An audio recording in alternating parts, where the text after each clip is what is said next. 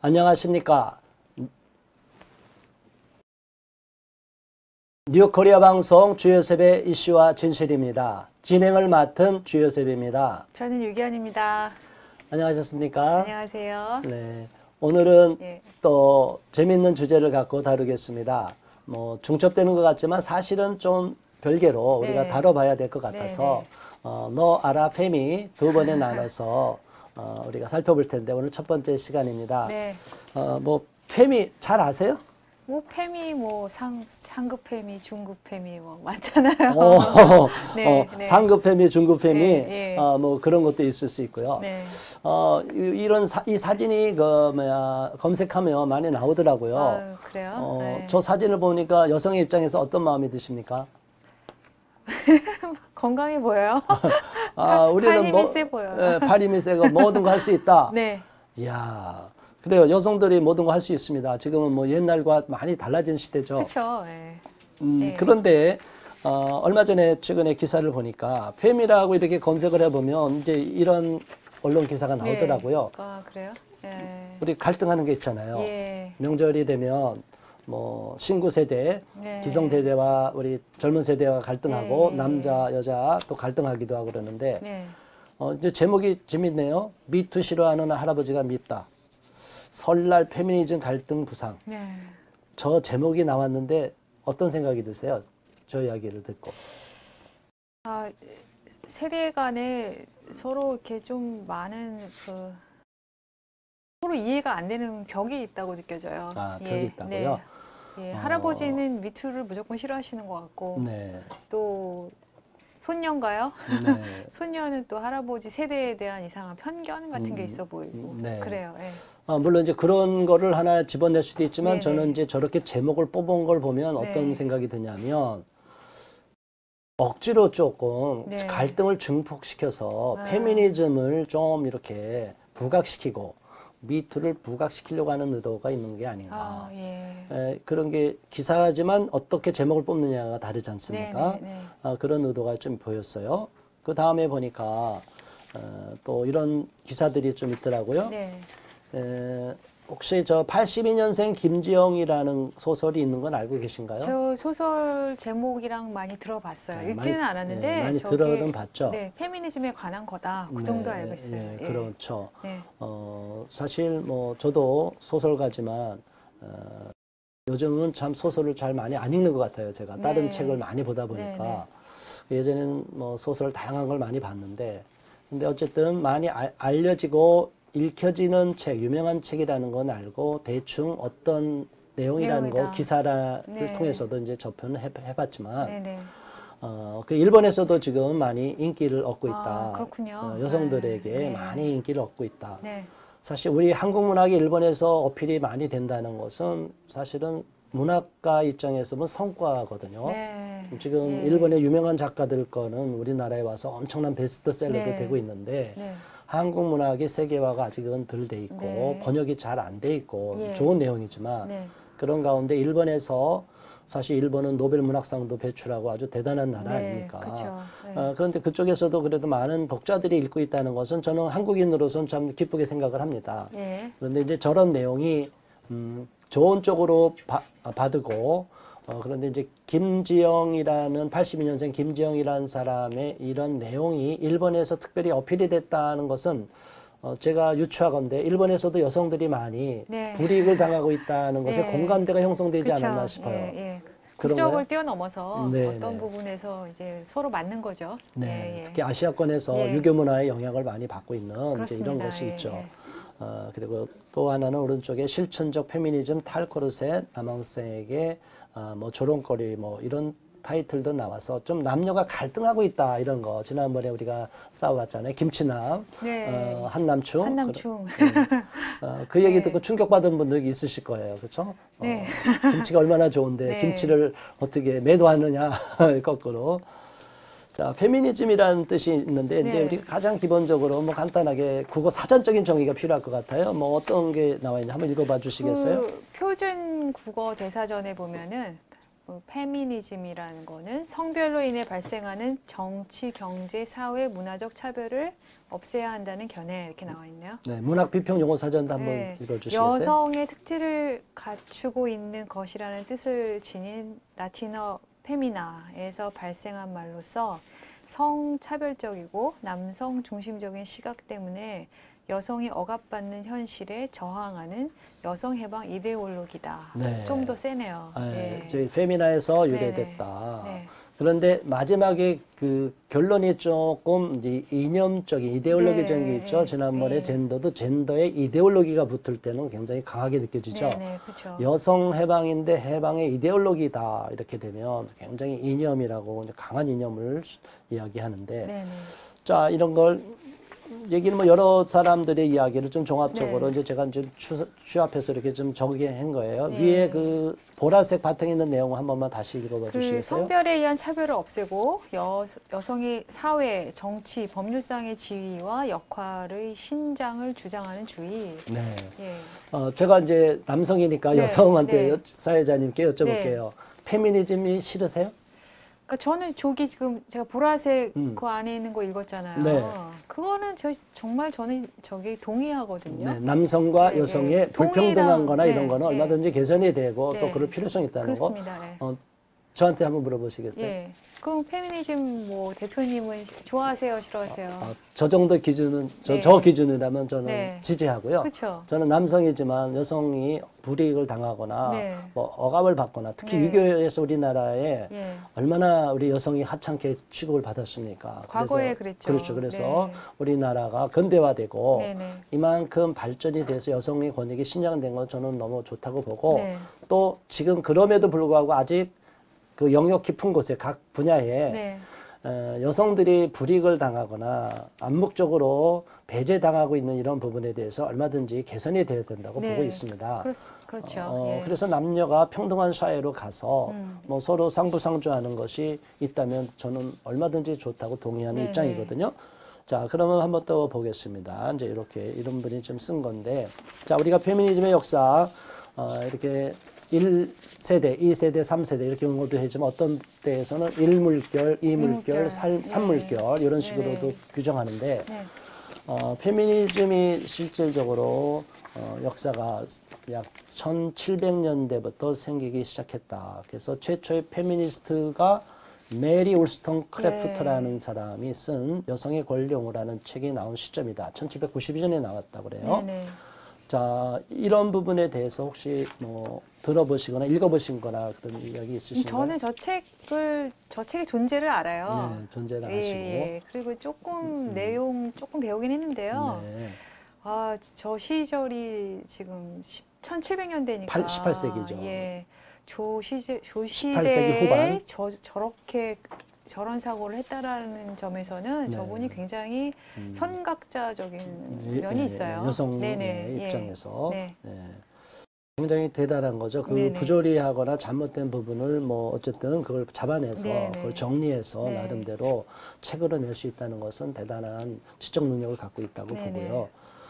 그래서 1세대 페미니즘은 근데 가장 중요한 건 저런 시점에서 보면 여성들의 그런 참정권 문제나 네, 그렇죠. 소수인종 예. 특히 이제 흑인들의 참정권 이런 걸 네네. 요구하는 거로 왔다가, 물론 그런 데서도 여성들 속에서도 흑인들을 비하하는 거 뭐 이런 것도 있다 이런 얘기가 있는 것 같더라고요. 예. 자, 어쨌든 1세대 이렇게 넘어가는데 2세대는 어떤 것 같아요? 한번 좀 설명 좀 해주세요. 2세대는 얼추 보면은 네. 지금 1세대의 그런 그 남자와 여자 네. 사이의 어떤 동등한 관계, 남녀 평등, 평등 뭐 이런 이런 거에서 살짝 네. 딴 쪽으로도 가는 가지가 생긴 것 같아요. 보면 뭐 급진적 페미니즘이다 이런 말 나오네요. 네, 이게 네. 뭐 급진적 페미니즘이 구체적으로 뭘까요?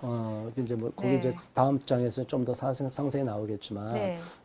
이제 급진적 페미니즘 주장하는 거 화면 오른쪽 하단을 보면 네네. 그걸 주장하는 캐롤 허닛이라는 분이 있다고 네. 그러는데, 뭐 강력하게 뭐 무슨 행동으로 네. 여성의 어떤 보통 기존적인 체제의 틀에 갇힌 그 상태를 탈피하는 것이 어떤 네. 저들의 주장이죠. 아.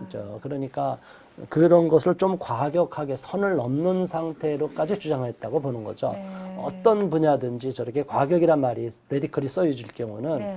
기존의 상식적인 선에서 점진적인 개선이나 개혁이 아니라 네. 급진적인 어떤 혁명적인 방법을 동원하겠다 이런 것을 갖고 있겠죠. 그래서 또 여성성의 신화라는 것을 쓴 베티 프리단이라는 사람이 또 그런 이야기도 있는데, 자 어쨌든 이 페미니즘은 여러 분파로 뭐 갈리고 페미니즘을 전공한 분들을 엄청나게 또 여성학을 공부한 네. 이런 분들이 많아서 네. 저희가 뭐 이런 학문적인 것을 그분보다 많이 알고 그런 건 아니고 네. 뭐 그런 쪽으로 접근하자고 하는 것은 아닙니다. 네. 근데 일반인들이 그냥 우리 어린 학생이든 네. 나이 많으신 분이든 페미가 뭐야? 근데 지금 신문에 보니까 방송에 보니까 페미가 막 싸우고 네. 지난 뭐 해화동에서도 막 신문에 네. 방송에 막 시위하고. 시위하는 게 네. 나왔어요. 네. 네. 저거 왜 그래? 저게 뭐야? 네. 뭐 이렇게 막 궁금해서 네. 저희가 이 주제를 한번 갖고 와 본 거예요. 네. 자, 이렇게 2세대가 넘어가서 이제 3세대로 넘어가는데 3세대 들어서 페미니즘이라는 영역을 벗어나서 3세대 들어서는 이제 3물결로 들어오면 네.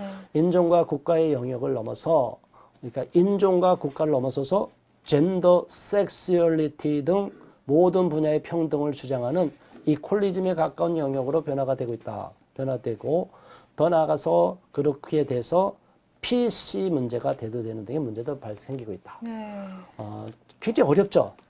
그러니까 이 용어 자체가 굉장히 어려워요. 예, 그렇죠? 그리고 어려운 것도 있고요. 네. 지금 페미니즘이라 그러는데 네. 3세대는 페미니즘 같지가 않아요. 그 여자가 여성과 아니에요. 상관이 없는 거죠. 네, 그렇죠. 그냥, 페미니즘, 네. 우리가 일방적으로 네. 페미니즘 주장하는 분들, 여성들이 주장하니까, 네. 아, 여성과 문제가 연결되나 보다, 이렇게 보잖아요. 그쵸, 상식적으로. 네. 근데 지금 주장하는 내용들을 쭉 보면, 저분이 저렇게 주장한 것도 굉장히 오래전 얘기인데, 네.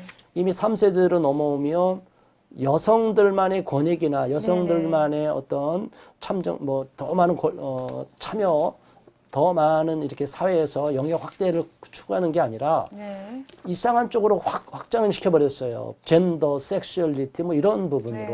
네. 아, 그래서 PC라는 말까지 나오는데 PC라는 말 혹시 들어보셨나요? 들어는 봤어요. 근데 구체적으로 뭔가요, 이게? 저 컴퓨터도 PC라고 네. 그러죠.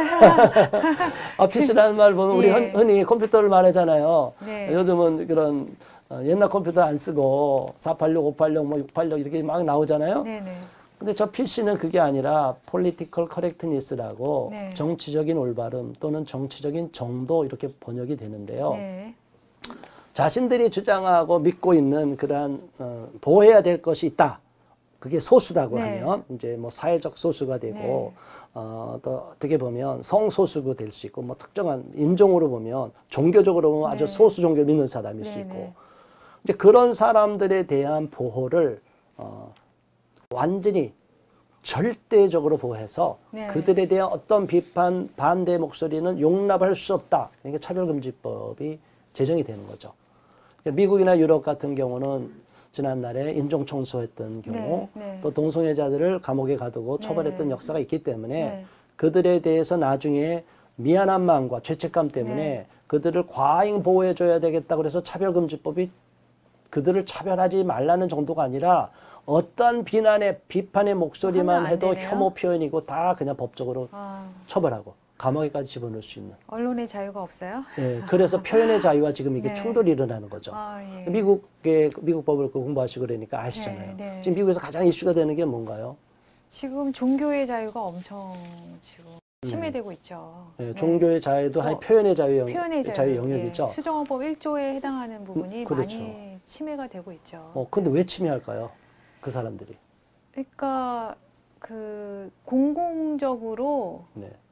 그 추진한다 그러나 정해놓은 답이 있어요. 그러니까. 그 답에 어긋나는 거는 무조건 이렇게 또 역차별을 당하는 거죠, 결론은. 그러니까 예. 왜 그걸 답을 정해놓죠, 그 사람들이. 그게 아마 지금 대표님 말씀하신 political correctness 이건 것 같아요. 그러니까요. 네, 예. 이게 예.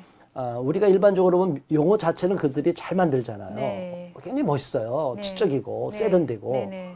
그래서 소위 강남 좌파 이런 말이 나오잖아요. 생각들이 세련되고 미국에서 공부를 많이 해온 사람들이 자녀를 미국을 유학시키면서 미국을 욕해요. 네. 어떻게 생각하세요? 이런 건? 이게 논리적인 모순이 되는 거죠. 예. 아니 미국에서 공부해서 미국에 가서 혜택을 보고 미국의 그 문화를 누리고 오고 자녀를 미국까지 유학해서 우리나라 교육보다는 더 낫다 그래서 유학을 시키면 네. 미국을 칭찬해야 되잖아요. 네. 근데 왜 미국을 비난할까요? 뭐 상황 논리로 가겠죠. 그러니까. 저것도 어쩌면 저는 PC에 오염된 사람. 그러니까 미국은 악의 제국이다. 이게 이제 예전에 해방신학이나 이런 쪽에 보면 중심부 이론과 중심과 주변 이론이 있거든요.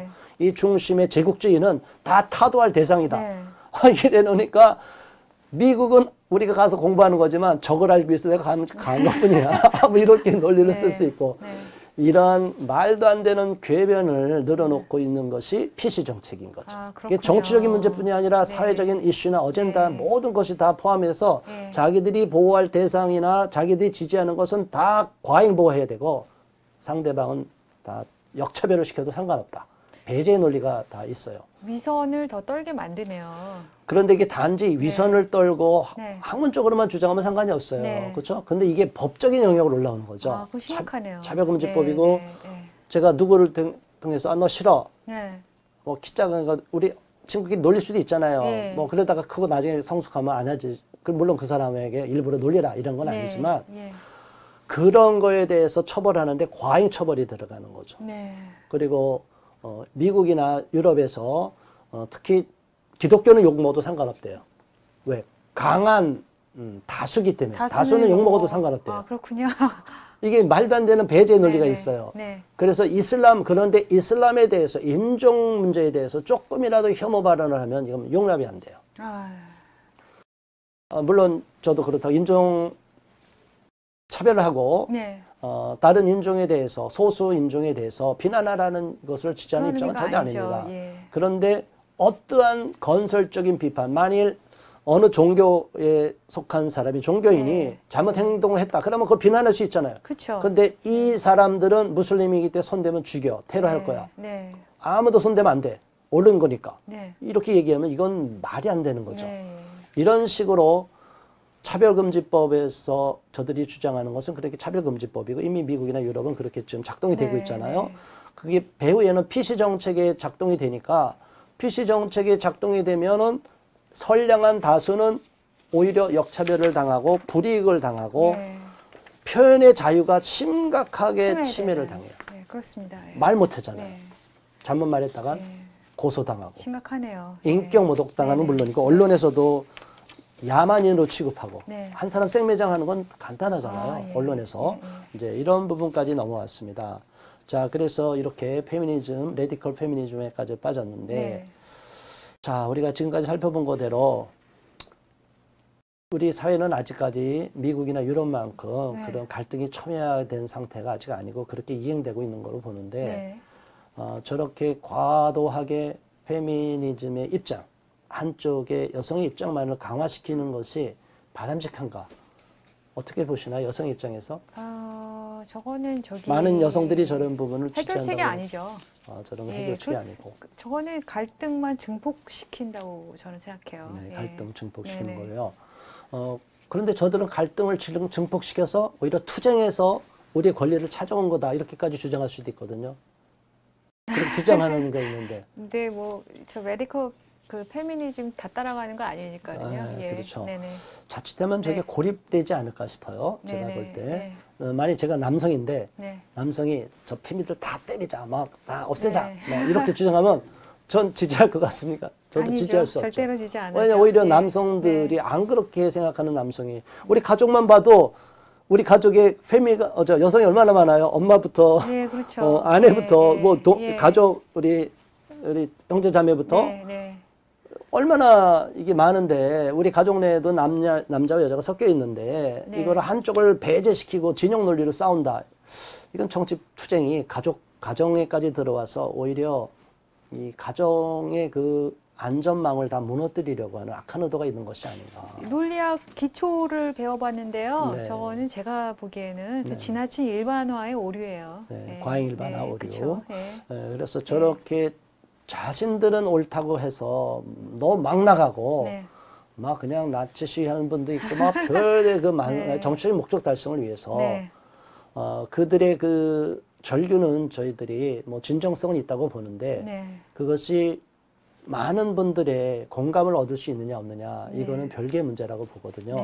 그래서 우리도 이런 것을 합리적으로 봐서 여성들의 그 잘못된 불이익을 당하는 부분이나 사회 구조적으로 잘못된 어떤 시스템 문제는 개선이 돼야 된다고 저도 보고 있고 네. 그러나 지나치게 여성만의 시각으로서 남성을 배제하는 쪽으로 갈 때는 또 남성 쪽의 반발이 또 그렇죠. 일어나기 때문에 예, 예. 이제 이 부분은 다음 시간에 한번 다뤄보겠습니다. 네. 지금까지 어렵고 딱딱한 주제인데 네. 시청해 주셔서 감사합니다. 네. 다음 시간에 또 뵙겠습니다. 감사합니다.